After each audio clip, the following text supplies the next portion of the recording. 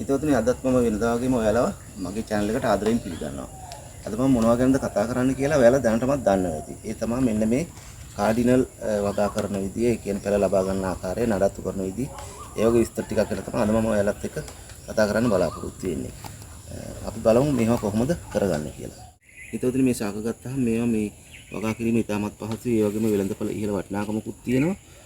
ලොකු කැපවීමක් කරන්න අවශ්‍ය වෙන්නේ මේ ශාක වගා කිරීමේදී. ඒ කියන්නේ ලෙඩ රෝග වලට හොඳින් ඔරොත්තු දීමේ හැකියාවකුත් තියෙනවා. ඔය කෘමි හානි වගේ දේවල් බොහෝ විට ඇති වෙන්නේ නැහැ. මේවා පිලඩෙන්ට්‍රම් පවුලේ ශාක නිසා.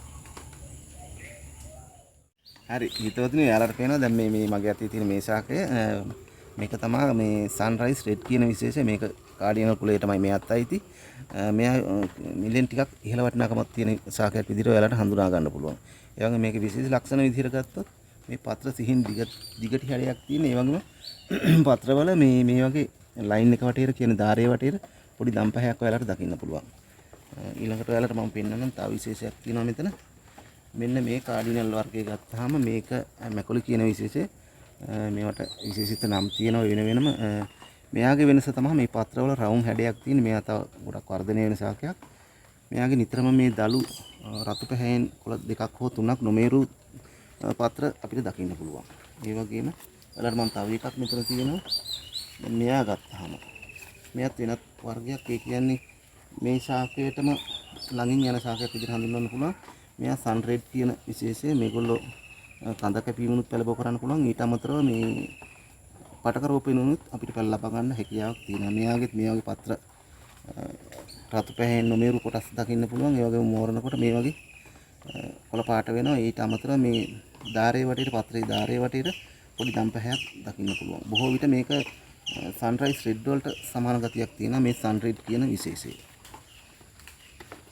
ඒ වගේම ඔයාලට පේනවා දැන් මෙතන තියෙනවා මම මේ ශාකය ගත්තාම මෙයා ගොඩක් විශාල වැඩෙන වර්ගයක්. මෙයා තමයි ඔරෙන්ජ් නියොන් කියන විශේෂය. මෙයාත් තරමක් මිලෙන් ඉහළ ශාකයක්.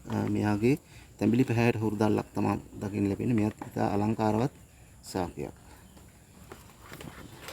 ඊට අමතරව ඔයාලට මම පෙන්නන්නම් මෙතන තව විශේෂයක් තියෙනවා. මෙන්න මෙයා ගත්තාම මෙයාත් ඔරෙන්ජ් විශේෂයක්. මේක ගොඩක් තැඹිලි පැහැයක් එන්නේ. සාමාන්‍ය තැඹිලි පැහැයක් තමයි එන්නේ. මෙයාත් වෙළඳපොලේ සාමාන්‍ය වටිනාකමක් තියෙන ශාකයක් විදිහට අපිට හඳුන්වන්න පුළුවන්. ඊට අමතරව තව එකක් තියෙනවා ඔයාලට මම පෙන්නන්න. මෙන්න මේ වර්ගය ගත්තාම මෙයා ගොඩක් අලංකාරව හැදෙන ශාකයක්. මෙයාගේ මේ පත්‍ර තද තැඹිලි පැහැයෙන් තමයි මේ වගේ නොමේරු දළු වගේ කොටස් මේ පත්‍ර දකින්න පුළුවන් වෙන්නේ. මෙයා පළබෝ කරනකොට අපිට කඳ කැපීමෙන් පළබෝ කර ගැනීමේ හැකියාවක් තියෙනවා. ඔය විදිහට තමයි මේ වර්ග වලට මම දැන් මෙතන මේ දකින්න තියෙන වර්ගට තව මේ කාඩිනල් විශේෂ ගත්තාම විශේෂ ගණනාවක් තියෙනවා. මම ඔයාලට ඊළඟට පෙන්නන්නම් මේවා හොඳින් වර්ධනය වුණු ශාක. ඒ කියන්නේ ලොකුට හැදිච්ච ශාක. මේ මෙතන තියෙනවා මෙන්න මේ ශාකය ගත්තාම මේක ඔයාලට පේනවා මේ ශාකය ඉතාමත් අලංකාරවත් ශාකයක්. මෙයා තමයි ඔරෙන්ජ් මේ කාඩිනල් විශේෂයක් ඔරෙන්ජ් ක්‍රීම් කියලා මෙයා හඳුන්වන්න පුළුවන්. මෙයත් වෙළඳපොලේ ඉහළ වටිනාකමක් තියෙන ශාකයක්. ඒ වගේම ඉතාමත් අලංකාර විදිහට හැදෙන ශාකයක්. රවුන්ඩ් කොළ සහිත ඌව තමයි මෙයා වර්ධනය වෙන්නේ. ඔයාලට මම තව එකක් පෙන්නන්න. මෙන්න මේ ශාකය ගත්තාම මෙයාගෙත් මේ පත්‍ර මේ වගේ නොමේරු පත්‍ර තද තැඹිලි පැහැයෙන් යුක්ත වෙනවා. ඊට පස්සේ මෝරනකොට මේ වගේ මෙයාගේ පොඩ්ඩක් සුදු පැහැයක් වගේ සුදු පැහැයට වගේ පත්‍ර තරමක් මෝරනකොට ඊට පස්සේ තමයි කොළ පාට මේ ශාකවල පත්‍ර කොළ පාට වෙන්නේ. ඔව් හිතවතුනි ඔයාලට පේනවා දැන් මේ ශාකය ගත්තාම මෙයත් ඉතාමත් අලංකාරවත් කාඩිනල් විශේෂයක්. මෙයත් ඔරෙන්ජ් විශේෂයක් විදිහට හඳුන්වන්න පුළුවන්. මේ මෙතන එකතු වී තියෙන මෙයත් හොඳින් වර්ධනය වුණු ශාකයක්. මෙයත් වෙළඳපොලේ ඉහළ වටිනාකමක් තියෙනවා. පොඩි මේ පත්‍රවල ඔයාලට හොඳින් සැලකිලිමත් විදිහට බැලුවොත් මේ වගේ මේ නොමේරු කොටස් වල පොඩි දම්පහයක් මේකට එකතු වෙලා තියෙනවා ඔරෙන්ජ් වර්ණයට. ඒ වගේම දැන් ඔයාලට පේනවා මම තව ශාකයක් පෙන්නන්නම්. හොඳින් වර්ධනය වුණු ශාකයක් මෙන්න මෙතන තියෙනවා. මෙයා තමයි ඔරෙන්ජ් නියොන් කියලා. නියොන් කියන විශේෂය මේ තියෙන්නේ. මෙයා තව වර්ධනය වෙන ශාකයක්. මෙයා ගොඩක්ම ලොකුවට හැදෙනවා.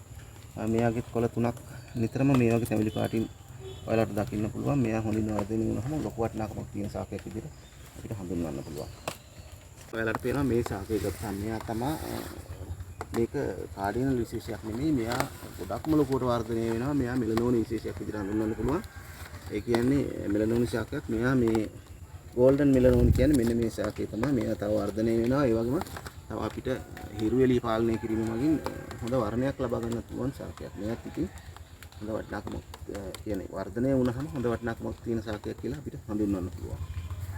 ඒතකොට මේ කාඩිනල් විශේෂ ගත්තාම මේවා ඉතා අතීතයේ ඉඳලා මිනිසුන් ගොඩක් වගා කරපු ශාකයක් විදිහට හඳුන්වන්න පුළුවන්. ඒ වගේම ජනප්‍රිය ශාකයක්. ඒ කියන්නේ මේ පත්‍රවල වර්ණයත් එක්කලා. ඒ වගේම හොඳ වෙළඳපොළ වටිනාකමකුත් තියෙනවා. මේවා ඔයාලට වගා කිරීම ඉතාමත් පහසුයි. ඒ කියන්නේ පොල්ලෙලි, වැලි, කොම්පෝස්ට් කියන මේ තුන අරගෙන සාමාන්‍ය විදිහට වගා කරන්න පුළුවන්. ලොකු නඩත්තු කිරීමක් අවශ්‍ය වෙන්නේ නැහැ. ඊට අමතරව මේ ශාකවල පත්‍රවල වර්ණය රැකීමට ඔයාලට දැන් ඔයා මෙන්න මේ වගේ ඔයාලට පේනවා මේ හොඳ වර්ණයක් තියෙනවා. මේ රතු පැහැය මේ වගේ මෙතනත් මේක ඔරෙන්ජ් කලර් එකක් තියෙනවා. මේ වර්ණය රැක ගන්න අර ඔයා විවෘත ස්ථානයක වගා කරනවා නම් ඒ කියන්නේ දැල් ගෘහයක් නැතුව සාමාන්‍ය විදිහට අලංකාරය සඳහා වගා කරනවා නම් ගහක් යට ඒ වගේ සෙවන ස්ථානයක වගා කරන්න පුළුවන්. දිනකට පැය දෙකක් හෝ තුනක් ඉරියලිය වැටෙන විදිහට වගා කිරීමෙන් හොඳ වර්ණවත් පත්‍ර ලබා ගන්න පුළුවන්. නැත්නම් ඔයා දැන් මේක වාණිජ වගාවක් විදිහට කරනවා නම් දැල් ගෘහයක් තුල තමයි මේක වගා කරන්න අවශ්‍ය වෙන්නේ. ඒ කියන්නේ 60 70 වගේ සෙවනක් තමයි මේගොල්ලෝ බොහෝ විට ප්‍රිය කරන්නේ. ඒ වගේ සෙවනක් යට වගා කිරීමෙන් ඔයාලට මේ පත්‍රවල හොඳ වර්ණයක් මේ වගේ ලබා ගන්න පුළුවන්.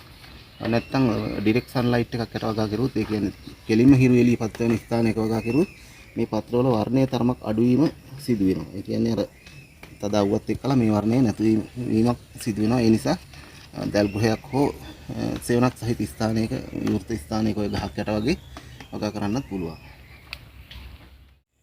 හිතවතුනි ඔයාලා මේ කාඩිනල් ශාක වගා කිරීමේදී මේ ශාක වලට ජලය යෙදීම ගොඩාක් සිදු කරන්න අවශ්‍ය වෙන්නේ නැහැ. ඒ කියන්නේ ජලය යෙදීමට අවශ්‍ය කාලවල වලදී ඒ කියන්නේ තද හිරු එළිය පායන කාලවල වලදී ඔයාලා මේකට දිනකට සතියකට වරක් හෝ දෙවරක් අවශ්‍යතාවය මත ජලය යෙදීම හොඳටම ප්‍රමාණවත් වෙනවා. ඒ කියන්නේ මේ අපි මේවට යොදන වගා මාධ්‍යත් හොඳින් ජලය බැස යන එකක් වෙන්න ඕනේ. මොකද මේවා ජලය තෙතමනේ ගොඩාක් රැඳුනොත් ගිලිරහණි වගේ දේවල් ඇති වෙනවා. හොඳින් ජලය බැස යාම තමයි මේවා සිදු වෙන්න අවශ්‍ය වෙන්නේ. ඒ වගේම හිතවතුන් දැන් ඔයාලට පේනවා මේ ශාකවලට පොහොර යෙදීමේදී වගා මාධ්‍ය පොහොර යොදනකොට ඔයාලට පුළුවන් මේ සමබර පොහොරක් යොදන්න ඕනේ. කියන්නේ බැලන්ස් කියලා අපි හඳුන්වන NPK ඒ රසායනික ඒ දේවල් සමබර මට්ටමක පවතින පොහොරක් තමයි මේ ශාකවලට විශේෂයෙන් යොදන්න අවශ්‍ය වෙන්නේ. හිතවතුන් දැන් මේ ශාකය ගත්තාම ඔයාලට පේනවා මම මේ විශේෂයෙන් පෙන්නන්නේ එකයි. මෙයාගේ කඳ දැන් කැපීමට සුදුසු අවස්ථාවක් පවතිනවා. මෙන්න මේ ඔයාලට පේනවා මේ මුල් තියෙනවා. මෙන්න මේ වගේ මුල් තියෙනකොට මේ කඳ වටේට මේ වගේ ස්ථානයකින් මේ කඳ ඡේදනය කරලා ඔයාලට මේ උඩ කෑල්ල උඩ කොටස වෙනම රෝපණය කර ගන්න පුළුවන්. යට කොටසෙන් හොඳ පැල ප්‍රමාණයක් ලබා ගන්නත් පුළුවන්. ඒ වගේම ඔයාලට පේනවා දැන් මේකේ මේ වගා මාධ්‍ය ගත්තාම මෙන්න මේ වගේ මම ලොකු පොල්ලෙලි කෑලි තමයි මේවට යොදාගෙන තියෙන්නේ. ඒ කියන්නේ ශාකයේ තරමක් ලොකු නිසා ලොකු පොල්ලෙලි කෑලි යොදා ගන්නවා. නැත්නම් ඔයාලට පුළුවන් කුඩා පැලයක් නම් කුඩා පොල්ලෙලි කෑලි යොදා ගන්න. ඒ වගා මාධ්‍ය සකස් කර ගැනීමේදී ඔයාලට අවශ්‍ය වෙන හොඳ සරල සැහැල්ලු ජලය හොඳින් බැස යන වගා මාධ්‍යයක් තමයි මේවට භාවිතා කරන්න. වගා මාධ්‍යයට අපි අනුපාතය විදිහට ගත්තොත් කොම්පෝස්ට් භාගයයි වැලි භාගයයි පොල්ලෙලි කෑලි එකයි. තව ඔයාට පහසුකම් තියෙනවා නම් කර 10 භාගයකුත් එකතු කරගන්න පුළුවන්. එතකොට හොඳ වර්ධනයක් සහිත ශාකයක් ඒ කියන්නේ ලෙඩ රෝග වලින් අඩු නිරෝගී ශාකයක් ලබා ගැනීම හැකියාව තියෙනවා ඔය විදිහට. right එහෙනම් හිතවතුනි දැන් ඊළඟට වීඩියෝ එකකින් මම බලාපොරොත්තු වෙනවා ඔයාලට මේ ශාකයක කඳ කපලා පැල ලබා ගන්න ආකාරය ඔයාලට පෙන්නන්නේ. ඒ වගේම මේ වීඩියෝ එකෙන් ඔයාලා යම්කිසි ප්‍රයෝජනයක් ගන්න ඇති කියලා මම විශ්වාස කරනවා. එහෙනම් ඉතින් නැවතත් දවසක මේ වගේ වීඩියෝ එකකින් හමුවනතුරු ඔයාලට සුබ දවසක්.